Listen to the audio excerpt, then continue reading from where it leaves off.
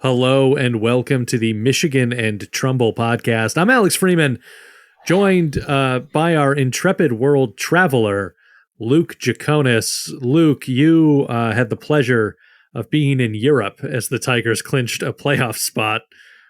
How was that? Uh, the trip in general, fantastic. Thank you for asking.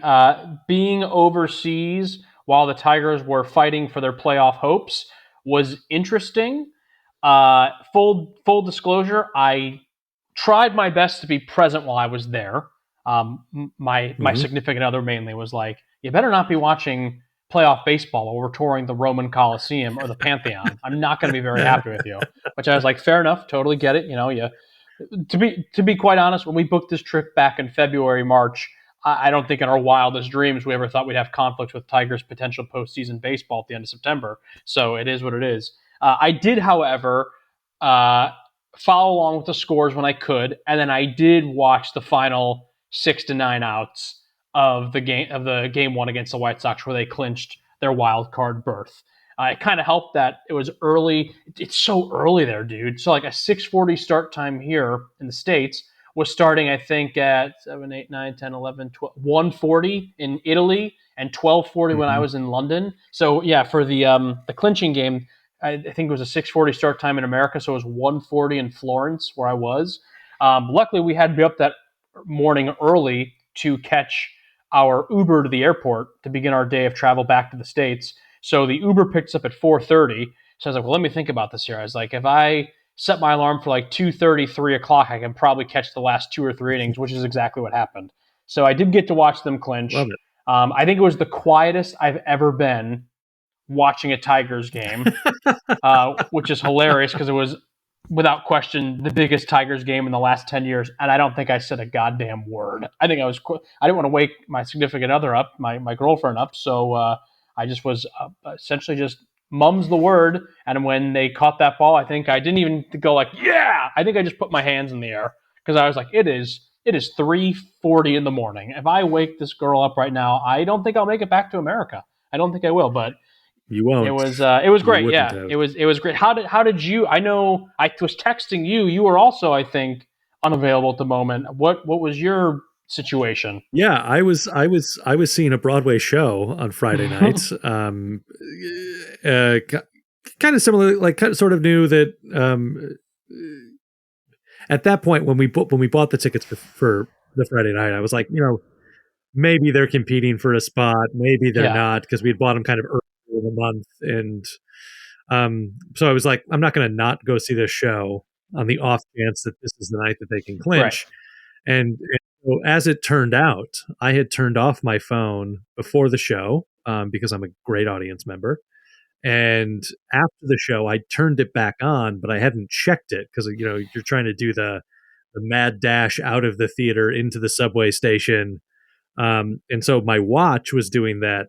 Some texts are coming through thing after turning on, and the only texts that I saw on my watch were from you, the play-by-play on the last few outs of the game that they had clinched. So as it happened, you got to break the news to me, despite the fact that I was in the correct time zone to be watching the game Yeah.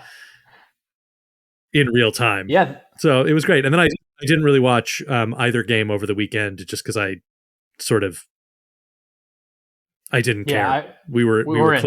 um, I was anticipating that they were going to lose on Saturday Dude.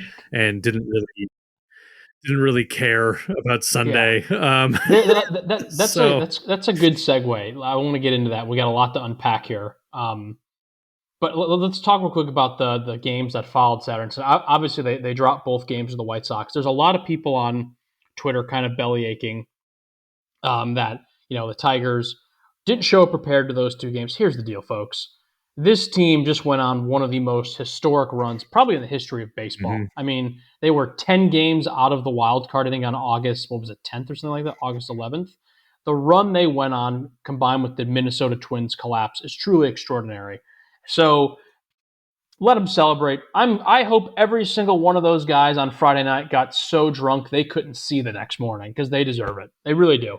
And as it pertains Yeah. to the playoff matchups that we'll be getting, I'm sure we'll get into here. no matter if they won those games, those two games against the Sox or lost them, they're playing a good team either way. They're playing either the O's or the Yep. Astros. Both teams are really good. Both teams are going to give them a run for their money in the playoffs. It is what it is. It's not like it was like you can play the Astros or you can play the Colorado Rockies. Like it was what it was. They're playing good teams. It's postseason baseball. The level of competition is going to increase as it should, and it is what it is. But it, I guess we'll start here. This turnaround has been unbelievable, truly Mm-hmm. unbelievable, remarkable to watch. I want to say one thing because I saw a lot about it on social media. No one saw this coming. Anyone who is out there pretending that they knew this was the game plan all along is a liar. Is an absolute bold-faced liar. This was a team that sold at the deadline, and like I said a couple moments ago, was 8 to 9 games under 500 heading into the second week of August. Nobody thought this team would go on the historic run that they did. I will say myself, I thought this season was over in June. And I will gladly eat a large slice of humble pie. The fact of the matter is this: my pride and my ego is not strong enough to the point where I can't admit that I was wrong, because now I get to see my favorite Mm-hmm. team play in the playoffs, which is the only thing I've wanted to see for the last 10 years. So I will Yeah. gladly take my lashings and I'm the dumbass. But here's the thing: a lot of us are in this same boat. And I am just so stoked that we finally get to watch postseason baseball once again in Detroit. It has been a long time coming, and regardless of how they got there, they got there. This is the team. Let's go on a run now. It's playoffs. Anything can happen in the playoffs. What you did in the regular season, it doesn't matter. It's a clean slate. Yep. Everyone starts out at 0-0. You got to go out there and win. And I'm so happy for the team. I'm happy for the players. I'm really happy for AJ Hinch and his coaching staff, because I just think the way they managed, especially these last 5 to 6 weeks, is truly something that is a sight to be seen. And I'll be curious to see if they kind of stick with those game plans going into the matchup against the Astros. And then I got to say this too, and I'm going to say it, and then I'll kick it to you, Scott Harris. Again, in the rain, in the vein, excuse me, of eating humble pie. I mean, I've had my doubts. I've had my qualms with how Scott Harris has handled his first 2 years as team president. But the fact of the matter is this: in 2 years' time, he got this team to the playoffs. So, regardless of the Yeah. fact that I don't like how the Eduardo Rodriguez trade went down, or maybe I feel like he's been a little conservative in his offseason signings, it doesn't matter. This guy is the right leader. And I do hope that regardless of how this playoff run shakes up, I do think there are areas of improvement that this team can make it in the offseason. I do think it requires them to spend money, but I will, that's Yep. kind of TBD. But if I have to say it right now on camera, I'll say it right now on camera. I was wrong about Scott Harris, because regardless of my thoughts or feelings towards him, in 2 years' time, he did what I wanted him to do, and that was get this team back to the playoffs. So regardless of all the other bullshit, you have to give him his kudos there. And whether it was a hot streak, whether it was a bit of luck, whatever you want to call it, they're there. And that those are the facts. This is what we've all wanted for years, and we finally got it. So let's enjoy it. It's been a hell of a ride. It's been a great time.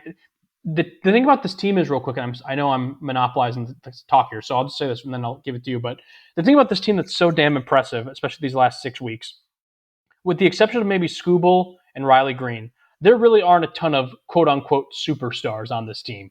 It is just a bunch of Yeah. guys that have come together and gelled as a team, which they were severely lacking in the first 3 months of the season. And it's paying off in droves. So it's been just a remarkable turnaround. I'm so glad I've gotten to watch it. I'm grateful. Learned a lot about patience this season for myself in particular. But I'm just really happy. And regardless of what happens with these Houston series, I'm just so excited to be back and just to be even in the discussion. The last 10 years, I've gotten so used to being like, well, it's the end of September, football season, here we go. And for the first time in 10 years, I've had to be like, wait a minute. Oh, wait, we're not done yet. The show goes on. So hell of a run, not over yet. And these are some gritty Tigers. Yeah, yeah. I mean, I think one, to your point that nobody saw this coming. Just as a reminder, or if folks want to go listen back to us not seeing this coming, You can go to our episode that we released on June 23rd called "Another Decade of Mediocrity." So it's very interesting, like to kind of be in this position because I do think us and a large swath, if not the majority of the Detroit Tigers fan base, had written off this season by July 1st. And we're kind of sitting there going like, okay, I mean, like, is the rebuild restarting? Like, what are we doing? How are we going to get out of this? And so to see this surge feels so rewarding as a fan who has been through the ringer the last 10 years, to also, and not to like equate everything that happens in Detroit to the Lions of last season, right? But the Lions weren't supposed to get to the NFC Championship game last season. And so this run also feels like we weren't supposed to make the playoffs this season. I mean, I think in the preseason we were talking about how we thought we could compete for the Central. That was at a time when we thought that, being like 83 and 81 was going to be an or yeah, 80, 80, 82 and 80. 82 and 80 was going to be enough to win the Central, and then like that proved to be not true. And the Central Division was just significantly better at baseball than us and a lot of people thought it was going to be. I mean, look, there are 3 Central Division teams in the playoffs right now, which is remarkable, and the Twins just missed making the playoffs. So like, I think that is a just a remarkable thing to note as well, because I think for the past 5 seasons at least, the Central Division has been like, well, somebody's got to win this thing, and so to like see that Right. that kind of level of competition return to the Central is also good. The one spot that I want to like, and this is kind of an interesting flip flop, is except for our roles here, my job usually is to pump the brakes on a take, and I think that as much as I have been a defender of Scott Harris on this show, I do think that there are some things to assess in the off season about Scott Harris. I don't really want to get into them now because I just want to enjoy this Mm-hmm. ride. But I do think that, like, I mean, yes, Scott Harris got them to the playoffs in 2 seasons. That is a commendable thing. The question becomes: is this sustainable to the future? Is this now a perennial contender for the next few years, at least, if not more, in the Cardinals model that we would talk about so much, although that seems to have fallen apart in recent times. But that team that is like always in the mix to win the division, to make it to the playoffs, to make a deep run. And I do think that all signs point to yes, that feels pretty sustainable with the roster where it's at, with the farm system where it's at, that going into this offseason, there's lots of room for pieces to add and to play. Like, there's a lot of payroll room. There's a lot of those types of things. If Chris is willing to spend in the way that I hope Chris is willing to spend. And I think that it's going to be a nice assessment going into next year, is that, like, is this actually a team? Because we have seen the last 4 years, we have seen the Tigers put together late season rallies. They have not resulted in playoff runs, but they have played well late with some frequency.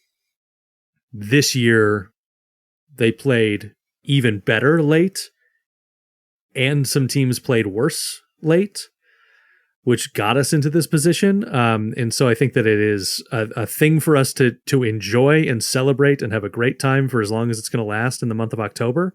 And then in the off season, we'll have plenty of time to be like, okay, let's actually look at the roster, who was overperforming, who was underperforming. Like, let's take a look at those things. But to the point that they went on one of the most improbable runs in baseball history, with a roster of guys that I think many average baseball fans would have a difficult time being like, who?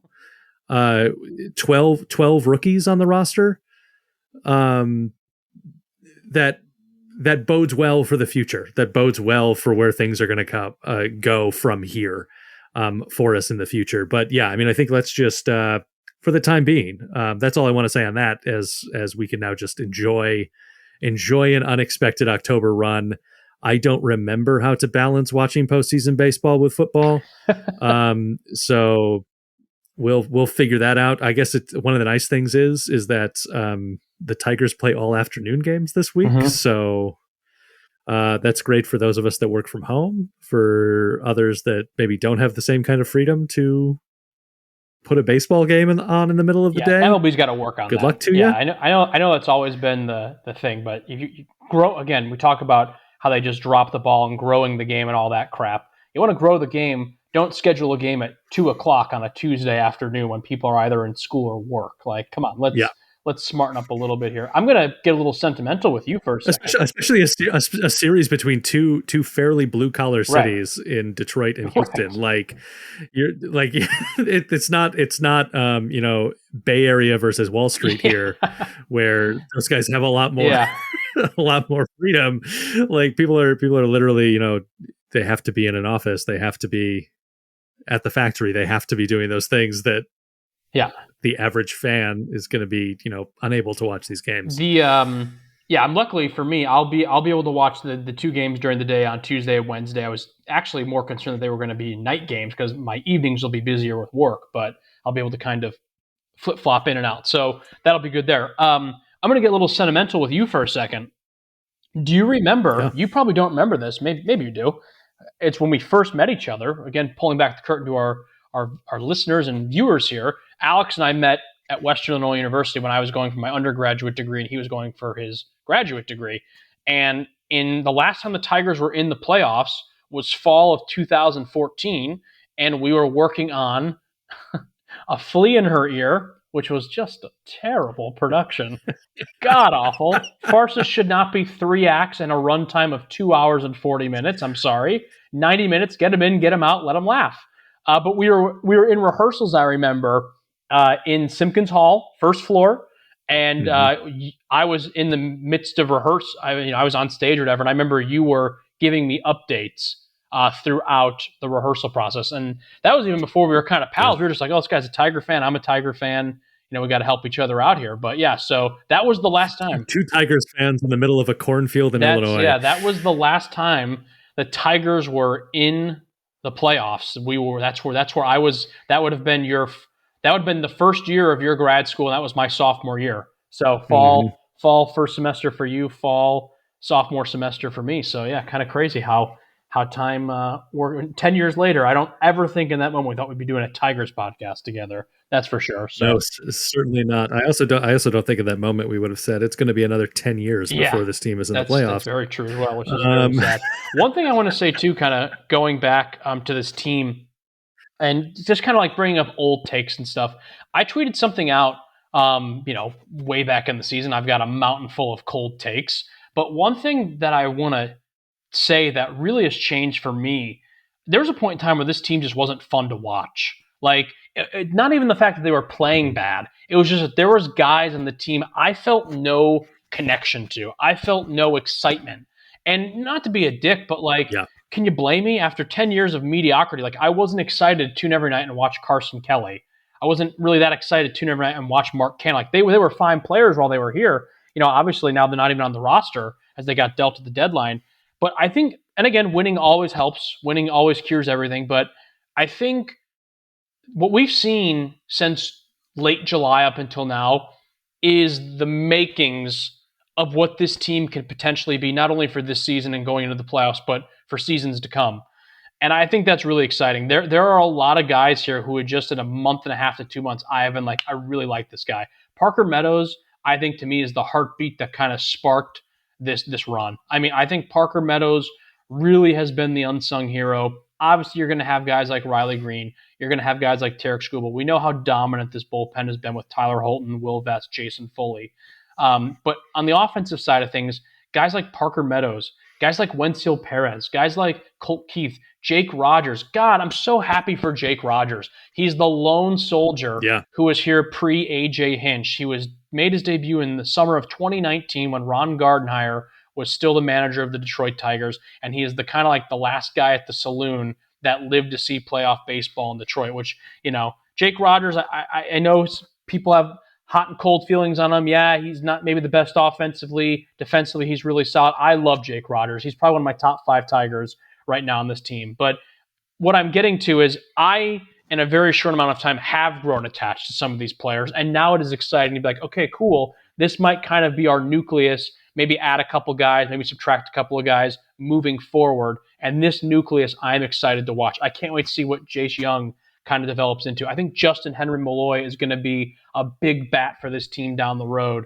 Jackson Jobe obviously got the call up, which is really fun. I mean, it's for the first time in a long time, you can see this kind of core. We kind of thought we saw it maybe in 2021, with Scope and Grossman and Candelario, and it didn't pan out. But this Mhm. looks like this could be the squad. And you mentioned a little bit ago. Now let's see with Scott Harris. Was this just kind of a flash in the pan? We just got on a really hot streak, and next year they're kind of back to those 70, 75 win teams.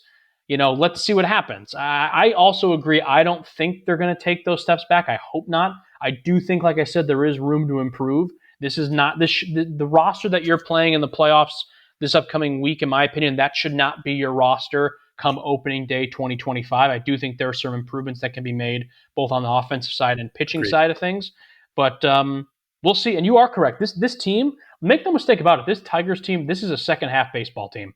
3 out of the 4 years that AJ Mhm. Hinch has been here, this team has finished 500 or better. So 21, 23, now 24.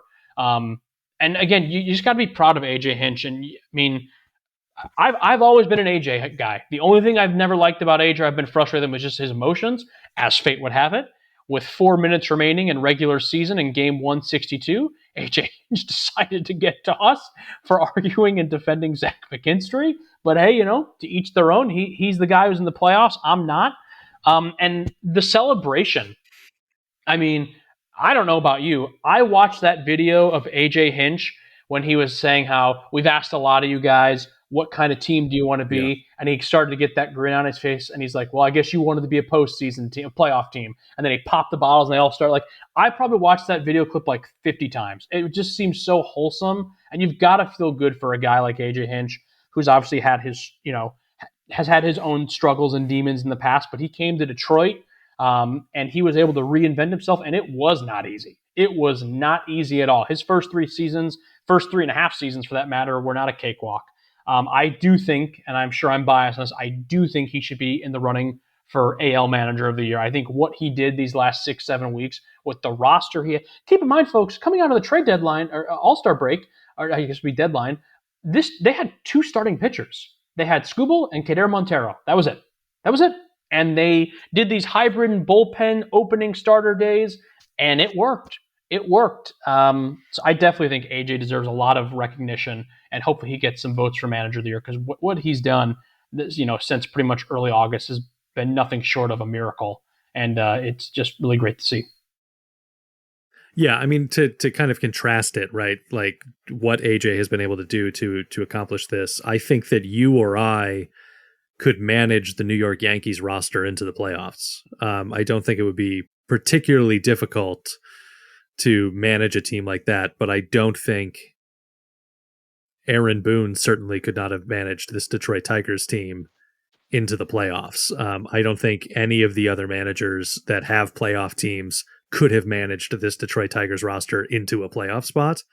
And at the same time, developing these guys, right? Like think about the kind of like way in which they've all been able to grow, way in which they've all been able to fight through tough times as athletes and get themselves there. Parker Meadows is a really great example of like the arc of his season into this moment. Even Torkelson, like Torque is still not hitting the way in which I think we all hoped and dreamed that Torque would hit, but is a contributing member of this team.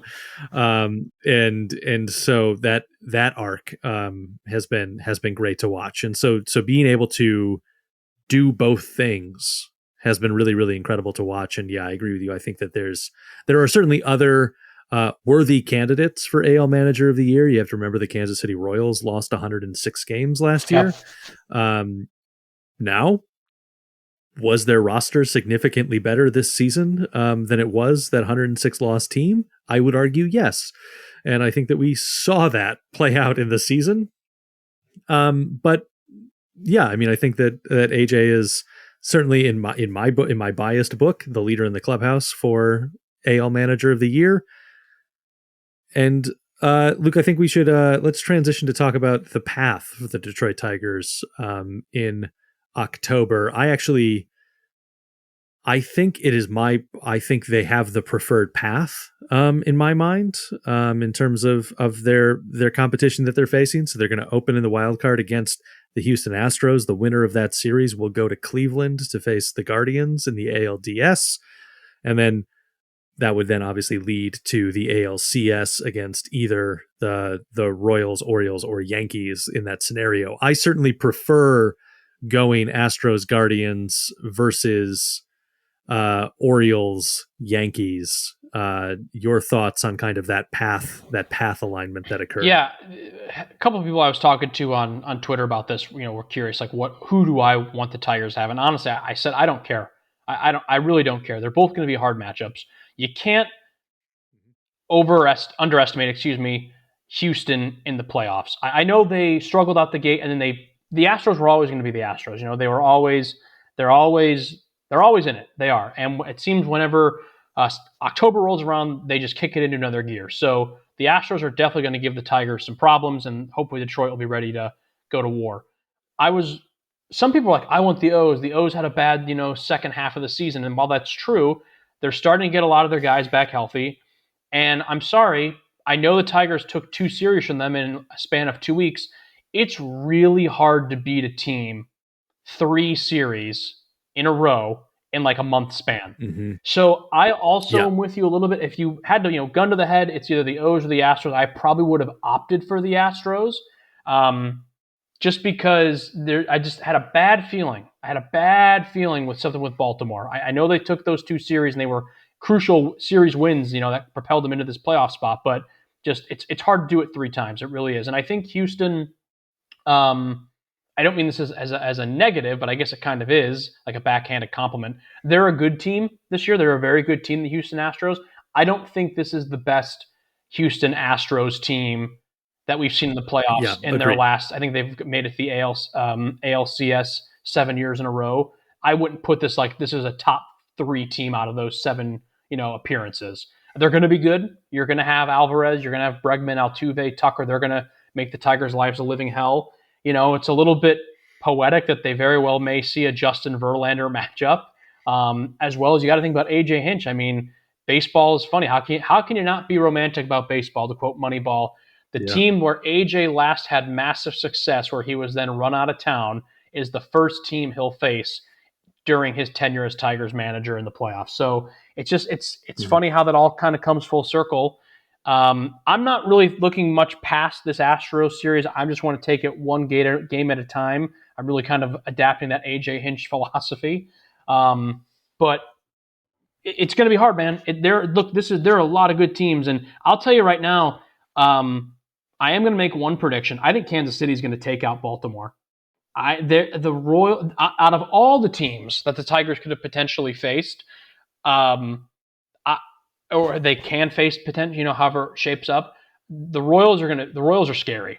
They're a scary team. I know the Tigers swept them and they handled business in September against them, which was great to see. But that's a scary team, man. It really is. Really, there's that, and then Cleveland. We haven't seen Cleveland in a while, but they've beat up on the Tigers for many seasons. So it's a good field in the American League, a good field in the National League too. But I think the Tigers are right where they need to be right now, and we'll hopefully kind of see what happens. I'll be curious because I saw some projected. Let me ask you this question: do you think AJ is going to go with a traditional like game 1, game 2, if necessary, game 3 starter? Obviously, Skubal starting game 1, we know that. So I guess for game 2 specifically, do you think he's going to throw out a Kader Montero, let him go 5-6 innings, or do you think he's going to do with what gave them success these last 6 weeks, throw out a guy like Bo Brisky to start it and then hand the ball over to Montero or hand the ball over to Brant Herter and kind of then go about their business the way they have the last couple of months. Yeah, I think that we're definitely going to see much more of the opener bullpen contribution happening in this series. I think about, I mean, how many innings did Cater go on Sunday? I think only went him, Mize and Cater each only pitched, I want to say, an inning or an inning and a half. It was very small, so it's not that they'll be ready to go for a game too. Not like Yeah. their arms tired. Plenty of rest. Yeah, I mean, I think that we would see. I think we're much more likely to see kind of what's been working in this run than we were to see a kind of shift in strategy at this point. I do think that some of that will depend on the result of game one, in terms of like how he wants to handle game two, knowing that he may have to do it again in game three, and kind of looking ahead at that. So I think that if Skubal is Skubal, the undisputed going to be the Cy Young Triple Crown winner, American League Triple Crown. Triple Crown winner. If Skubal is Skubal and goes 7 or 8, then I think that you maybe see something that is a little bit more okay. We're gonna have Casey. We're gonna have Casey maybe take the ball and plan to have Casey go 5 in game 2, and then game 3, if necessary, we will throw the entire bullpen at them and squeak the win that way, as opposed to a strategic shift of some kind.